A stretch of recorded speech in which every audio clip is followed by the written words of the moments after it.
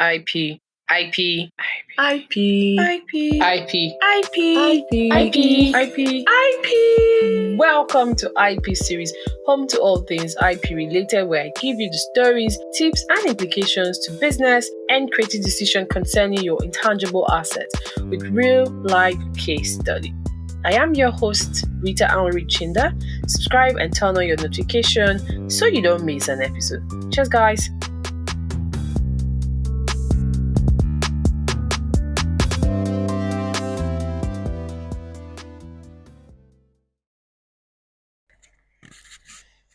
So, according to Natasha Reid in her publication Cultural and IP Appropriation Disputes Over Culturally Inspired Fashion, she stated that in the fashion world, claims of cultural appropriation are nothing new, as the defenders of such acts always argue that the showcasing of a fashion piece that has some cultural elements belonging to a group of persons or community are basically regarded as cultural appreciation or inspiration. Now, isn't that interesting? So, for today's episode, we will be discussing the popular case or the viral case about Balmain being accused by Tongoro of cultural appropriation and intellectual property infringement.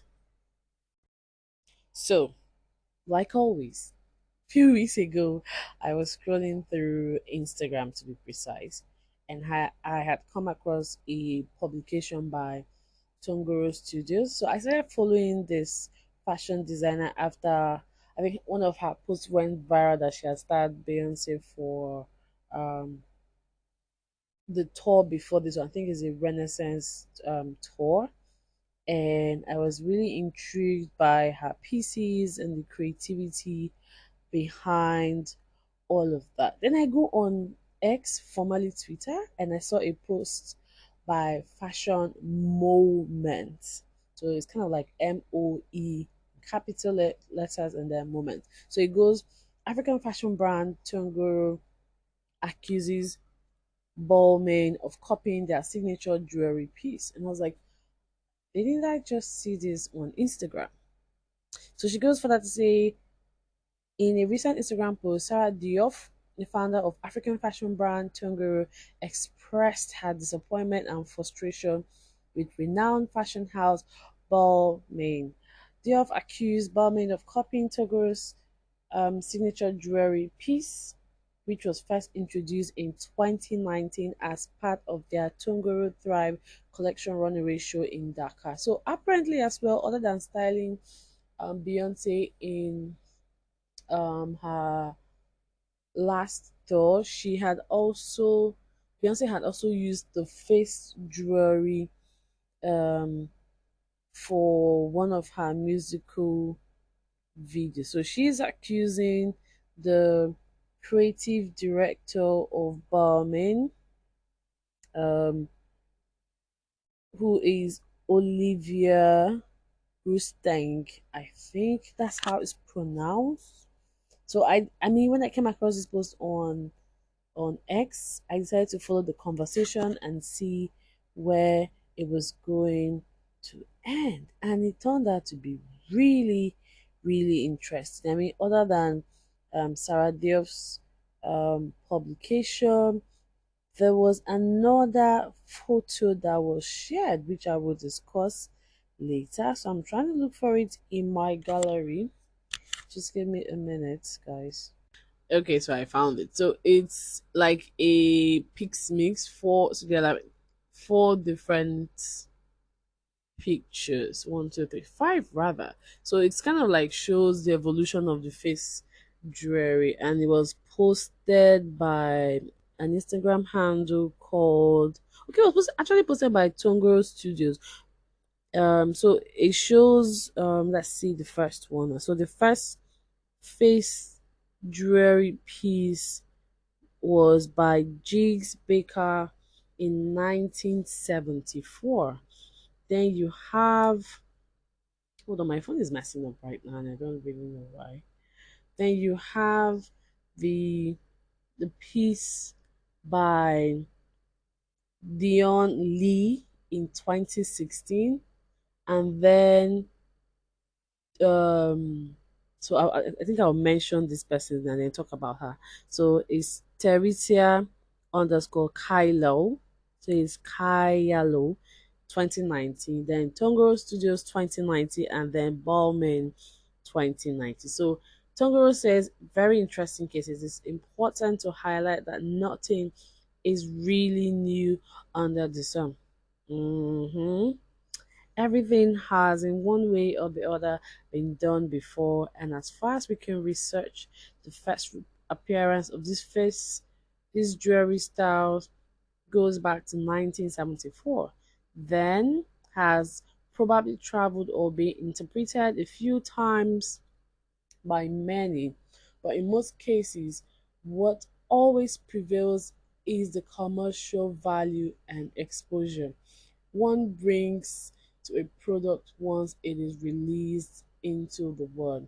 In that order, did Jigs Baker inspire Dion Lin, which inspired Teresa Kialo, which inspired Tungo, which inspired Balmain? One can debate as creativity and ideation are such a complex thing. To most of us, the style was introduced by Tongoro, who invited us into their creation process with a culturally rooted storytelling and such visible placement that unfortunately cannot be denied nor ignored by anyone claiming or coming with it later. To remember how I stated that there was someone I was going to mention. So, Teresa Kialo is a Kenyan designer, and according to Art Scotched on the Water, she stated that Teresa did it better, and that Tongoro actually stole from Teresa, and that because Teresa has her works in the museum, um she's was as Teresa's was much better. So there's a picture attached. So she has like a full face. Um, hey, Damuno. Sorry guys. So she has like a full face jewelry, and then the one which inspired Tongoro's design.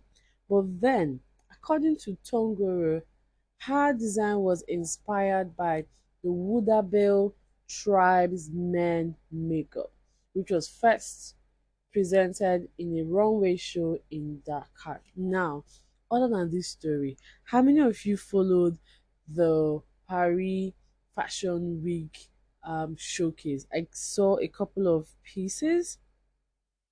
Can't remember some of the designers now, but there was this particular lady that was just, dropping dates about um what's it called now? About some pieces that were shown during the fashion week. I said a couple, yeah, but I think I'm digressing right now. So there's also a post by Selfhood Official who claims that his royal drag was I think was copied by Balmain as well. Um, so when I came across this case, a lot of things were going through my mind. Um, for instance, how do we navigate the world of intellectual property and cultural appropriation in the fashion industry?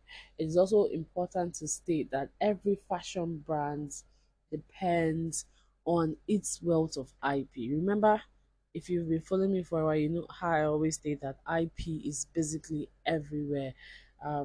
Another matters arising for me would be the monopolization and promotion of culture, and then culture against cultural expressions, the laws and ethics of cultural appropriation, Um, is it acceptable to produce works of art that take inspiration or influence from other culture? Can they be termed to be public domain works which are not subject to exclusive intellectual property rights? What are the relevant intellectual property in the fashion industry? There was another very interesting comment by a follower, which reads, "Giving credit is different from claiming ownership slash intellectual property in arts and fashion." And this justification makes no sense from the brands. So basically, you can steal something, but if you make it more popular, then you can claim ownership. So that post was by at Aya Satu. So it's Isa Diallo.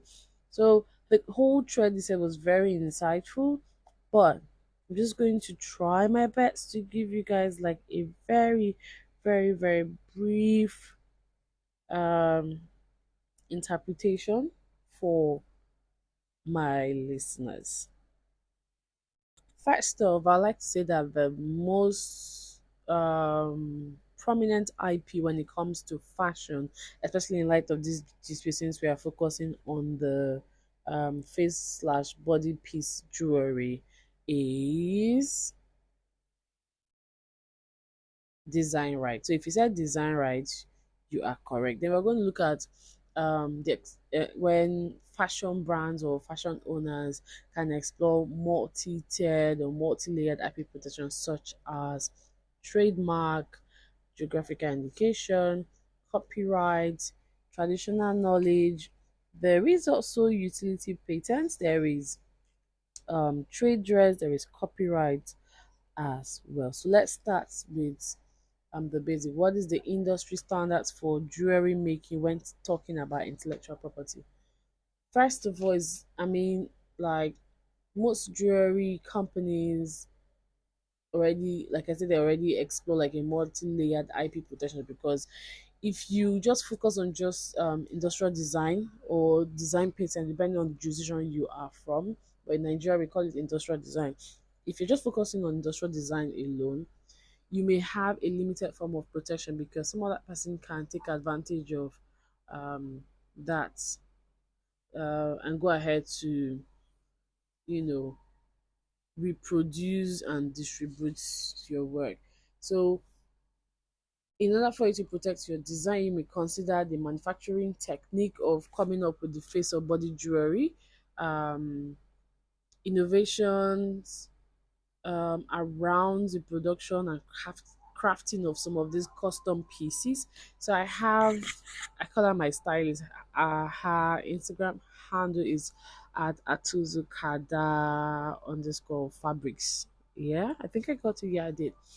So I do recall the first, no, it wasn't like my first time, but I really wanted like a very detailed um headpiece, a fascinator. So I just told her I want a fascinator, and I let her get creative. And then when I saw it, I was amazed. So you find that a lot with customized pieces, fashion pieces, and I think I have a couple from her, but two actually stand out, and I wore the last one in December. So if you follow me on social media, you may have seen my pink fascinator that was kind of like teardroppy, and that was inspired by one of Beyonce's outfit from the Renaissance tour. Okay, now I'm not commercializing it, I'm not going to mass produce it, but just giving you guys an example. Okay, so then you have what I would call the uncommon ways for protecting your fashion pieces or your designs, which will require that you use non-disclosure agreements to protect the unauthorized disclosure um, from your employees, partners, manufacturers. So you save your creative journey. You also get clarity on ownership. You also make it easier for yourself when it comes to enforcing your intellectual property rights, and also you can seek remedy when someone infringes on your right. And finally, you can be able to create like a good licensing model at the end of the day. So let's start with copyright, and then we're going to build up to other intellectual property rights. So we already know that copyright protects original um, creative jewelry pieces, which will include the artistic and design elements such as the drawing of the piece, the sketches, the pattern. Now, copyright will basically protect the expression of that sketch into a tangible form. So copyright protects your work expressed in a tangible format. So like I used the fascinator that was created for me by my stylist, but let's focus on the face slash body jewelry that is in dispute. So the let's focus more on Tongo's version and Balmain's version. So I think no, I think so. The interesting thing about this case is that Naomi Campbell, I'm pretty sure a lot of you know Naomi Campbell, but Naomi Campbell actually modeled for um Balmain during the Paris Fashion Week, um which was where Oliver Rousteing had showcased his men's collection for this season. I think that's what's going to call. So uh, so it turns out also that when Tongoro released her own face jewelry, the likes of Alicia Keys and Naomi Campbell um, wore the pieces. I'm trying to look for the picture so I see if I can find. And then you have Beyonce as well, who also wore the face jewelry in one of her music videos. Oh, I don't think I saved that post. Sad. Okay, let's just move on. Um, I didn't actually. Then you now have why did I even mention Naomi Campbell? I can't remember. But then I was talking about how copyright will protect the expression of the sketches, the pattern, the drawing of the face or body jewelry. Then you have trade dress, which refers to the distinctive overall appearance of the jewelry that acts as a source identifier. So, for instance, when a lot of people saw um, Balmain's version of the face jewelry, people were already like, oh, this looks similar to Tongoro Studios face jewelry that came out in 2019 and Beyonce wore it. Hence why I think that lady's comment about does it really matter, or is it about who makes it popular that can claim the intellectual property rights to the Cairo face jewelry piece that Sarah Diouf had stated that it was inspired by the Wonder Babe tribe men's makeup. Oh, you also have yeah, Beyonce was styled by Zerina Akers for Lions King Spirit video, which became one of the many memorable cultural moments that Black Americans, Black Africans basically experienced that period. So because people could remember that it was featured in Beyonce's Lions King's Spirit video, that already acts as a source identifier. So the unique combinations of Tongoro Studios design elements in her face jewelry, the packaging of the face piece, the color scheme. I think it's gold, right? And then non-functional features of the face piece by Donkoro Studios, and the face piece again by Balmain. Is it Balmain or Balmain? Please forgive me, guys. I really wanted to get the yeah. So basically, you can say something, but you make it if it's more popular than you claim ownership, and I think that's what is happening here, which is why the other um the other people who had created face jewelry, such as Teresa and why is this picture disappearing anyhow? Yes, found it. Um, Jigs Barker. Is that Baker or Barker? Which is why a lot of people were not even thinking of them. But one person actually made reference to Teresa. So you see that four persons have similar designs. It now depends on the commercial value that each of these parties may have or they've given to their creation. Then you have trade secret, which gives you a competitive edge in the market. So what gave Jigs Baker a competitive edge as far as 1974? Because her own design of the face jewelry is different. Same thing with Teresa Kialo and then Tongoro Studios and now okay, and then you have why am I forgetting Dion Lee? Dion Lee was 2016 before Tongoro and Teresa, and hers was also different. So I would say looking at these pieces, everyone is unique in its way. Oh. hmm Because if you look at Tongoro's own, it's giving I don't know how to explain it. Like how so the Teresa was like your it's really like a face jewelry, kind of like embodies or like the outlay of your face. Tongoro's own, you know, I mean the makeup with the thing all over your face with then something like an earring loop of some sorts. Um, Jigs Baker's own, I mean covers from ear to ear and then all over your face while Balmain is just from the head to the chin. Same for Dion Lee. So for this, let's see, one, two, three, five. For these five designers now, when you're going to consider trade secret, they'll look at how each of their face or jewelry pieces gives them a competitive edge over each other. You know, what is that technique, manufacturing technique that may be linked to so I kind of links this to traditional knowledge as an intellectual property. And bear with me if it may sound strange.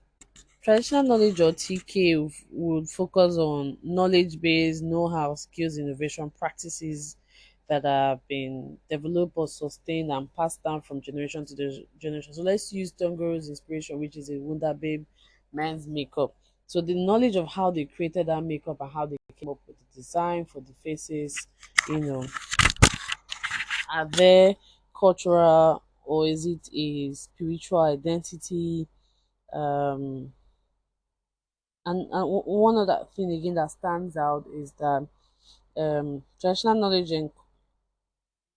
encompasses traditional cultural expression, which, according to Dr. Desmond and Dr. Ifelua, is a okay. So they cited WIPO, which defines TK as the forms that traditional culture forms part of the identity and heritage of a traditional or indigenous community passed down from generation to generation are expressed. So I'm also going to be telling us about another interesting post I had found on on Instagram, but that's after I run through the relevant IP. So you also have utility patents, which now enjoys protection in Nigeria. But you can apply to protect your face jewelry if it is novel and non-obvious. If the functional element of it is non-obvious to a skilled person. So another party other than Balmain or Dion Lee or Teresa or Jigs Baker. Um, so for instance, according to Sibjo's special report, Pandora is said to hold a utility patent for the invention of a necklace and bracelet with provisions to prevent the what the is it binding I wrote now? Hey God, the binding of bubbles, bangles, and beads, which were strong in the necklace or bracelet. Although this was granted in 2016, it expired in 2023. You know, so all of these IPs have a term of duration. That is how long it lasts. So for copyright, is the lifetime of the designer of the sketches for the face piece plus maybe 50 or 70 years, depending on what the law provides in your jurisdiction. Trademark, um, trade secret is in perpetuity. It's for as long as you can protect that secret. So if you protect the secret for just 2 years, fine.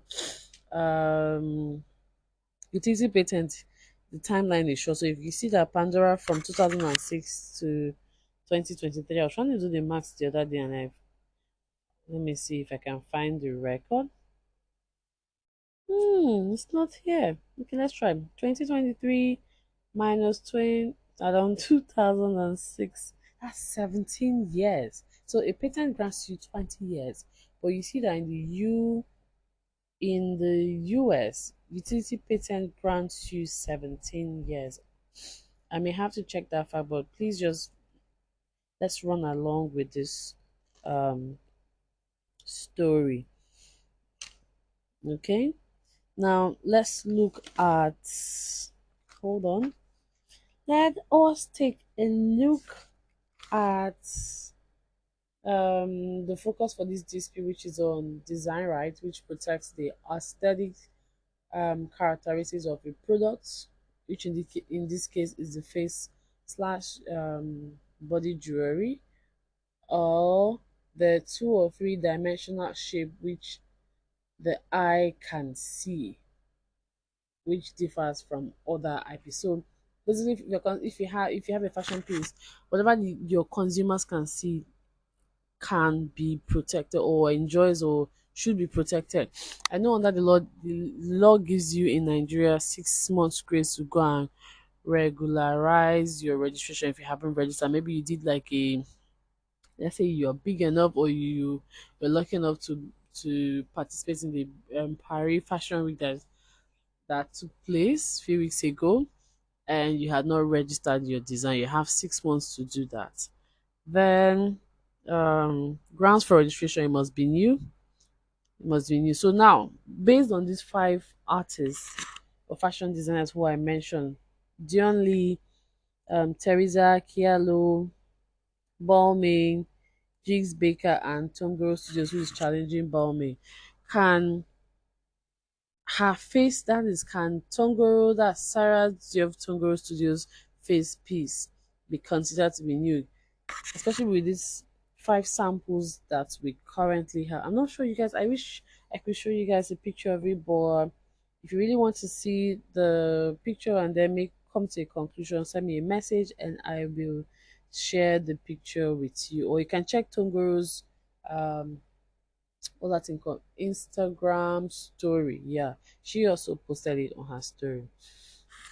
Um if you read section 13 sub 3 of the Nigerian Patent and Design Act, it provides that a design may not be new if before the date of application for registration it had been made available to the public anywhere, unless it is shown to the satisfaction of the registrar that the creator of that design could not have known that the publication was made available, and that within the period of 6 months exhibited it in an official or officially recognized exhibition. And finally, one cannot allege that the fashion pieces is not new merely because it differs in minor or in essential ways from an earlier design. So the most earliest design here is the piece by Jig Baker, which was done or created in 1974. But given the time of duration, I think it may have elapsed because I didn't do any further research to find out if G's Baker is still in the fashion business. So forgive me and help me with that research. Okay? Yeah. Now, while Balmain may be at the heart of this infringement allegation from Diouf, Diouf also was also accused, according to a Twitter user, Diouf was accused of copying Teresa's work. So Teresa's work also came out the same year that Tongoro Studio had showcased their own face jewelry piece. Now, we're going to now consider the interplay of intellectual property and cultural appropriation. We know that IP protects the creation of human intellectual output, while cultural appropriation is when someone takes that intellectual output from a cultural group or indigenous group of persons without giving them any credit or compensations that guarantee or may lead to the dispute over culturally inspired fashion, and doesn't guarantee them any form of social or economic interest of the indigenous people, which in this case would be the Wunderbabe people, which inspired Sarah Diouf's face jewelry piece. Um, so I'm not going to refer to the quote again by Natasha, but when I was reading Natasha publication, I found a lot of interesting things which I'm going to share with you guys.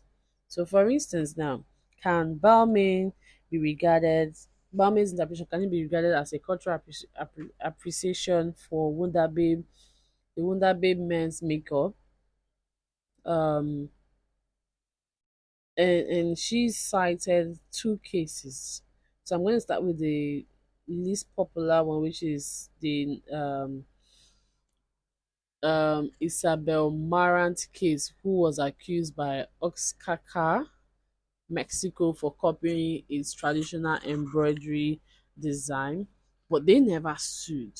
They never sued her. However, some other person, that is Antique Batik, sued Isabel Marant at the French courts, which then held that neither Batik or Marant could claim rights to the design because it originated from mixed community in Oaxaca, Mexico, which was later declared to be an intangible cultural heritage per the UNESCO guide. So if you come from a community that has very unique pieces or things that you feel people are trying to take advantage of, please look at the intangible cultural heritage UNESCO guideline, so you are properly guided. Then they have the famous Maasai of Eastern African kids. I think that one went viral. Um, they are indigenous nomadic people who settle in Kenya and northern Tanzania. Now, they have a very iconic pattern from its sugar clothes that big brands such as forgive me guys, Louis Vuitton, Calvin Klein, Diana von Vostenberg. Hey, wait, I don't destroy this person. Try, God forgive me. And then you have Ralph Lauren, who have commercialized that particular pattern. They've used to sell products and some fashion pieces at very expensive prices. Now, did you know that Land Rover, the car, they attempted to trademark Messiah in the US for cars, but later abandoned the registration. So, if you really want to know more about abandoning, what it takes to abandon, or what's the procedure for abandoning, or what is the implication or impact of abandoning a trademark registration, your girl is here. But then it's the audacity. It was giving when I read it, it was giving me the Timbuktu Yoruba trademark registration thing. I was like, what the is wrong with these people? Now the positive outcome from this dispute was that the Maasai people in 2018 had their first licensing deal with Koi Clothing, which is a UK retail company, to design Masaya based clothing line and also have a Maasai IP initiative trust. Big things. So I think this is like a good template that Africans can use. And there's another case that I cited. A South African designer um, had accused Zara. I love Zara anyways. But these days, anyway, the high streets are really high streeting. That's what I'm going to say. So they accused Zara of copying the South African designer socks pattern for their own collection. And as usual, the South Africans, if you're on Twitter, you know how they argue. Start with English and enter their dialect, which is beautiful. I wish I could actually write and speak my dialect. I'm crazy.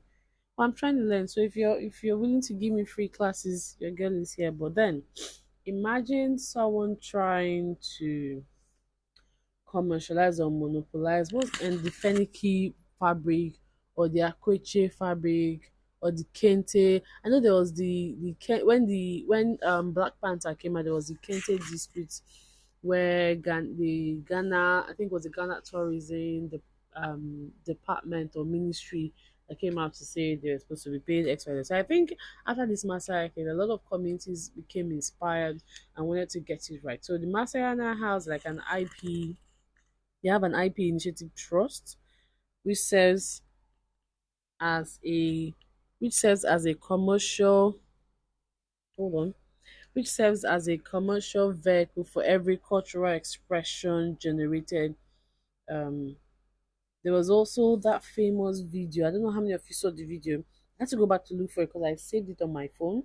It was by Afropodo. So Afropoderosa. So she's like I think I said for her because of she's natural and I'm natural. But that particular video went viral. So, for instance, she highlighted how I don't know if she's the original creator, but it was from her Instagram page that I saw. And I think this other guy again I follow on Instagram. He reviews luxury brands, you know. So they highlighted they highlighted that some of the famous prints used by famous luxury brands were inspired by Africa.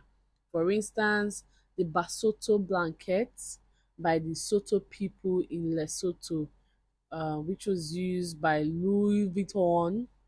Then you have the Kaba clothes or the Kaba prints, um, made up of 18 different Bantu speaking hey, ethnic group. Let's leave it as that. Whoa, stressed. Was used by Balmain again, and then Fendi in 1965 and Versace in 1978. Then you have the Louis Vuitton logo, which was alleged to be inspired by Zanzibar. Then its checkered pattern from Louis Vuitton again was inspired by the Kuba Kingdom. Then you have the Cameroon Fumba, which inspired the Versace logo. The Bameda Cameroon again inspired Louis Vuitton's logo.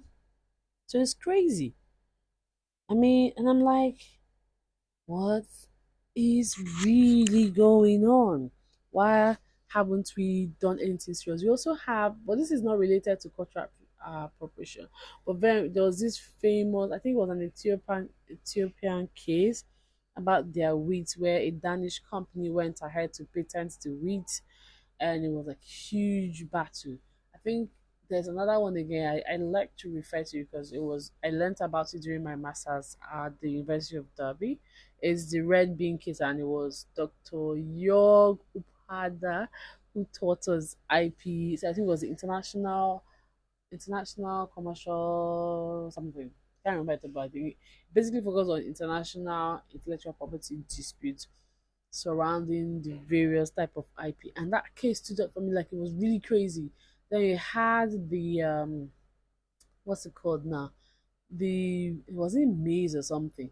Sharp pollination happened, breeze blew, this person's seeds flew to the other person's farm, and we're you know fighting over that. So you can imagine other things that have been taken from market. Then I think this one was not related to Africa, but there was this story. I can't remember who told it, but someone had told us this story about how um,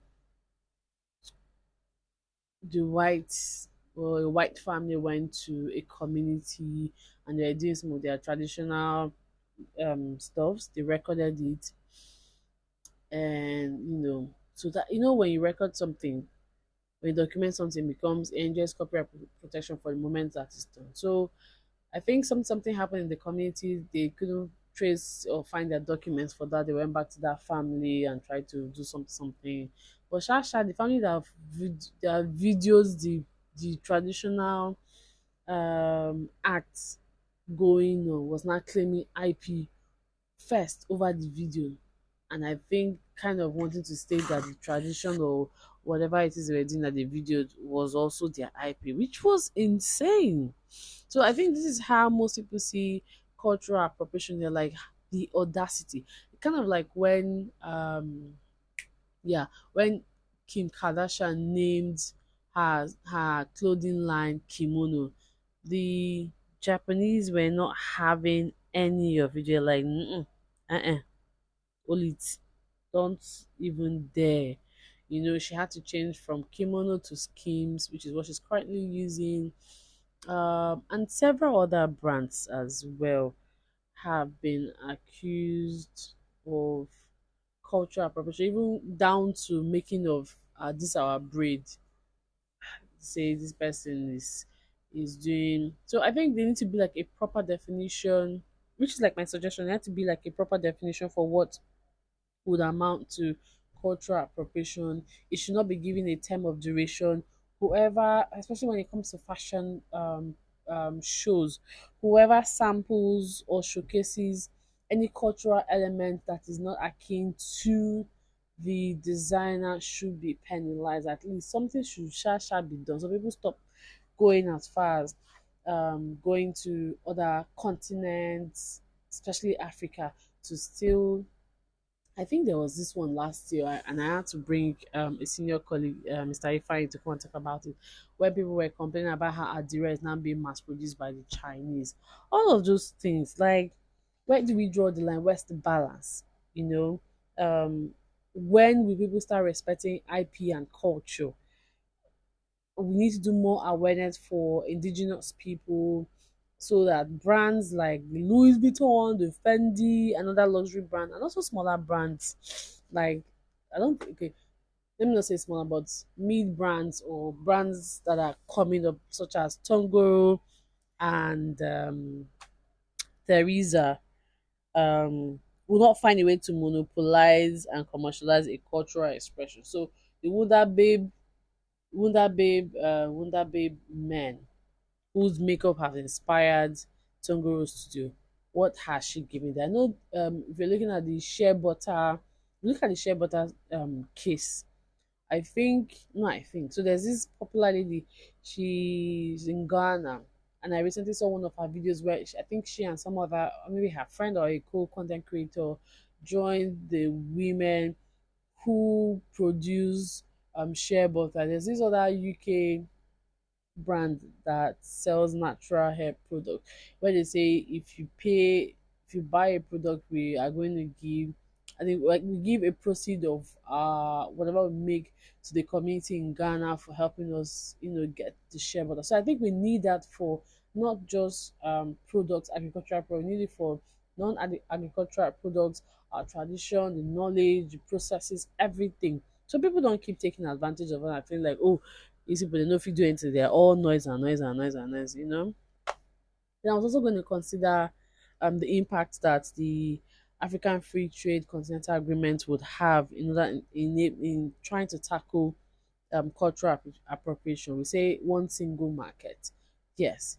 But what happens when a Nigerian fashion designer goes to, say, Egypt, or goes to I was going to mention Ivory Coast, but I changed my mind. Still upset about that. But what happens when, in the course of moving around, someone gets inspired by some other person's um, piece? What are there measures put in place by the AFC, the AFCFTA agreement to tackle all of this. So I think food for thought. Challenges that Africans face in protecting their designs. So I guess the challenge for me would be I'm looking at this from the fast fashion templates where some of these pieces have very short shelf life.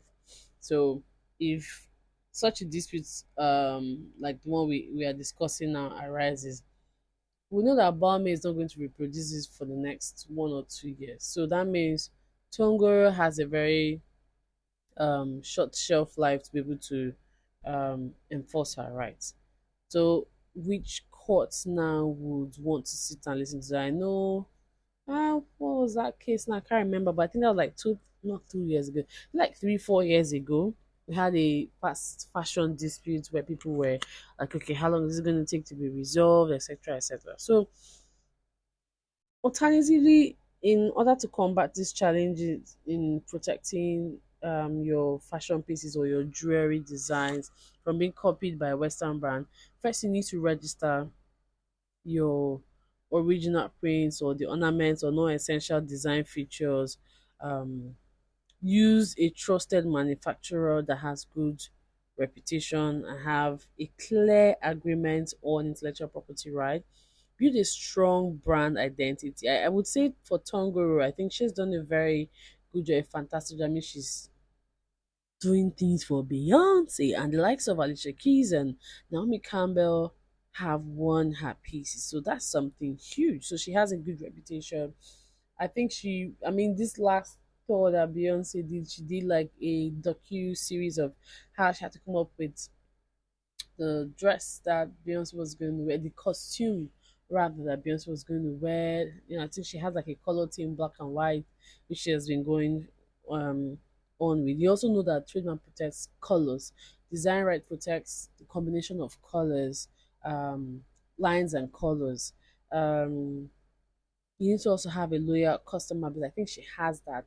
Kind of reminds me also of the Hanifa pandemic disputes where I think not I think she was the first person that did like a virtual runway. I think it was Bulgari or Burberry, one of these brands. Now in autumn, one of them, they imitated and one publisher was like, "Oh, the first ever virtual runway done by X." And you know how when you have fans. Leave am. Community strong. Like it's like Bayhive and the Swifties or Oshere. Yeah, yeah, yeah. You know, you weren't having it. People were like, no, no, no, no. Hanifa was the first person to do it. You need to credit her, you need to carry it, credit her, credit her, credit her, credit her. So I think for African designers, you need to stamp your feet and I mean build a community that will always fight for you. I mean, I'm not big on social media fighting because these days when they start to drag you, it's not the one that they dragged Nigeria recently. That one was not sweet. It paid me small, but it did not pay me because as a Nigerian, we came prepared, you know. But building a strong brand identity helps people to be able to link your product to this. So for using this case again, when people saw Balmain's piece, they were able to link it to Tongoro because Tongoro's piece stuck in their mind. Not even Dion Lee, not even Teresa, not even the first person, Dija Baker. Word, right? So you need to be able to value authenticity and the quality of your original designs. Very important. There's also a need for more awareness and education and advocacy on the issue of intellectual property thefts in the fashion industry. You can follow Fashion Law Institute owned by Bernice. She's doing a fantastic job. Then there's bias in fashion. You can also follow Liz Landry. I know she's big on this cultural appropriation conversation. Mm, oof. Yeah, then there's Annie. I think Annie Oti, that's her name. Yeah. Trying to remember, Then, oh yeah, you can follow the what was the name of that person now that I saw the tweet on her page. I'm getting there. I'm getting there. Yeah. Fashion moment on X. Yeah, there's fashion law. Fashion law posts or publicizes various fashion disputes. I think mostly foreign disputes. So I think we need an African themed publication that focuses and highlights all of these um, cases that we have been experiencing. Um, Protecting your IP rights in the fashion is very crucial, and I already listed type of IP that you can explore. So you need to also understand how IP works so you can avoid IP infringement. Explore a multi-layered approach by combining the various type of IP protection. Document documents. How do you then encourage people to respect IP and cultural heritage in the fashion industry? Let's see. I would say fair competition, very important. When your IP rights or when IP is respected, understood in a particular jurisdiction, it promotes a level playing field where all the designers have the opportunity to succeed based on the merit of their work. Now, these five people I mentioned, if you've been following me, that is Dion Lee, Tongoro Studios, Teresa Kialo, Dija Baker, and Balmain. If they have a level playing field, they can all succeed. And I think they have individually done that. But I think Balmain's audacious presentation at the Fashion Week just triggered something in Africans, especially. I don't think this is not a white and black conversation, but what I'm saying is a lot of people were triggered by that. Then there's need for, and I mean, a lot of fashion designers are usually inspired by cultural heritage, such as um, Tongoro, who was inspired. I'm looking for that post. So I read exactly what she stated. Tongoro, who was inspired by the hey, and they find them. Tongoro, who was inspired. Sorry, yeah, found it. Who was inspired by the Wonder Babe Tries Men makeup. Her Cairo piece ended up being showcased in the runway in Dakar. Mm-hmm. So let me read her actual Instagram post. She said, always intrigued by African traditional facial ornaments, and the Wonder Babes are by far one the most fascinating to me. The traditional face painting, which can take up to 6 hours. So if ordinary paint takes 6 hours, I can imagine how long it takes for Sarah, Dion Lee, Teresa to come up with this face piece. So she said that it can take okay, emblematic of their tribe is done for the Gerawa ceremony, an annual courtship competition where men are judged by their beauty. Ooh, okay. To be later picked by women who are ready for marriage. Mm. The nose line, long makeup, white and yellow, is set to enhance their beautiful features. Funny enough, this is a beauty trick also used by ancient Egyptian men, black gold. So the ancient Egyptian men used black gold, while the Wonder Babe men use white and yellow, which the latter limited to their eyes. When you think about it, we have so many beautiful cultures and rights to draw inspiration from the world. And there she ended. So with all this inspiration, how do we then preserve cultural heritage? Very important.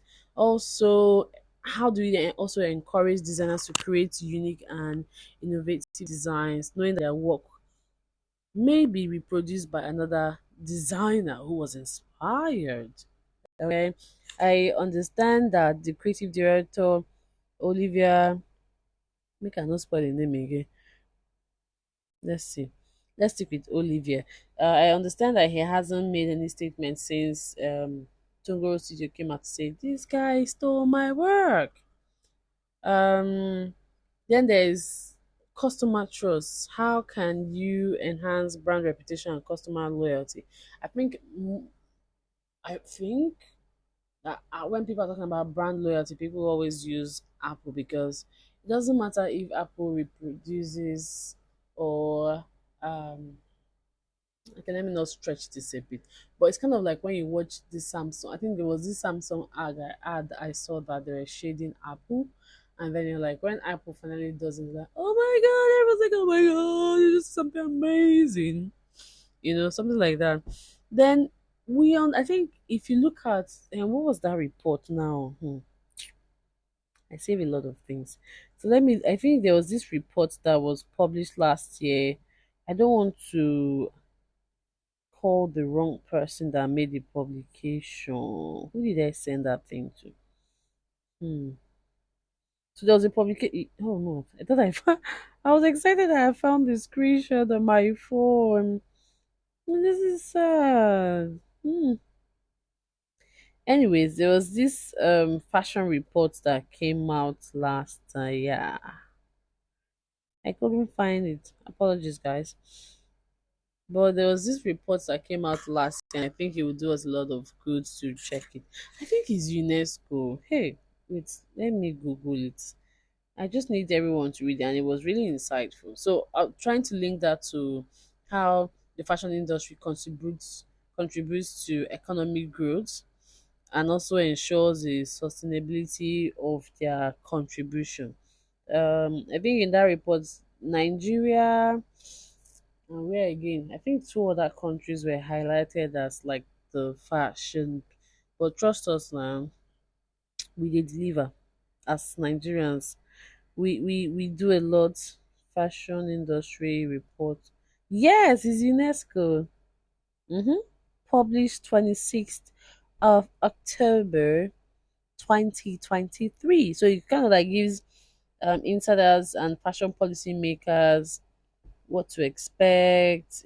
So it was launched at the Lagos Fashion Week in Nigeria. Oh, Shay, first ever report on the fashion industry. So check that out if you really have interest in IP, fashion, um, cultural heritage, etc.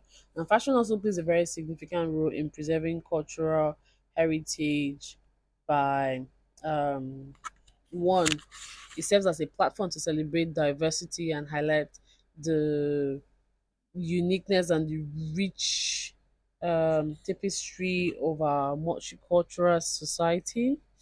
Through our clothing and style, individuals can express their identity, tell a story, showcase their cultural heritage because each culture has its own unique aesthetic influenced by history, geography, climate, values.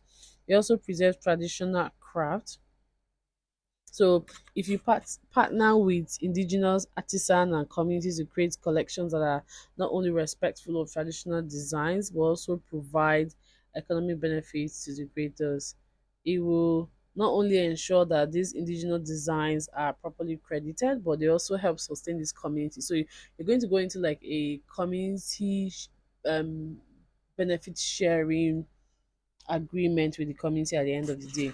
Then there is protection of cultural heritage in the fashion, which will begin with legal safeguards by when countries enact laws and policies to protect their traditional textile and indigenous design. I think there was this publication a few years ago about, is it France now? But this piece or artwork has been in existence since the 1880 something and is now regarded as a is it intangible cultural expression, something like that. Then fashion designers and brands are increasingly now recognizing the value of cultural exchange. So they need to understand that there's a distinction between appreciating and drawing inspiration from a culture and actually appropriating it. Um, so yeah, that's it for now. Okay. So from my little story, I'm sure we now see how fashion has traveled or gone beyond borders, especially the African culture, the African fashion, and tradition, and the need for us to use these as a tool to celebrate and preserve our cultural heritage. There needs to be more awareness for fashion brands to respect traditional textile, indigenous design, cultural symbols. There also needs to be an awareness on the difference between cultural appreciation and cultural appropriation. That way, we have less of this drama from people in the industry. Um, there also needs to be a dialogue and collaboration between the different stakeholders, such as indigenous and local communities, the fashion industry, the consumers, and the policymakers. Um, Traditional cultural expressions are said to be a collective and dynamic manifestation of cultural identity and heritage of indigenous and local communities. They're not easily defined or categorized by existing IP system. They are vulnerable to misuse, misappropriation, and exploitation by third parties such as the likes of Balmain, Fendi, all those people that you've been seeing in the news and they've been calling their name and saying, you did this, you did that. This controversy also gives us an opportunity to take a second look at the challenges that the fashion industry or fashion designers in Africa experience. Um, Issues about the protecting and promotion of traditional cultural expressions and the role in the society. How do we feel about the use of cultural expressions in fashions and other domains? Do we think that it should be protected or shared? If so, how and why? And I think finally, how do you express your culture and identity through your fashion choices? So I think I'm going to close on this and say maybe we should start our first IP series fashion challenge or IP series challenge where you, my IP friends, can express your culture and identity through your fashion choice and tag me on your post. I have a gift for um the person with the most like, and I hope you guys engage me in this new challenge. Remember, creativity thrives when it is respected and protected. And with that, thank you to all my IP friends for listening to me today. If you're just joining us for the first time, please don't forget to click on the subscribe or follow button, share with your friends. If you learned something from this, let me know. Let me also know your thoughts about this case between Balmain and Dongoro Studio. Do you think this was an infringement? If not, what else would you like me to talk about? Doesn't have to be fashion. And if you have a very, very, very lovely jewelry, please tag me and I will repost. All right, then. Have a fashionable week, guys. Cheers.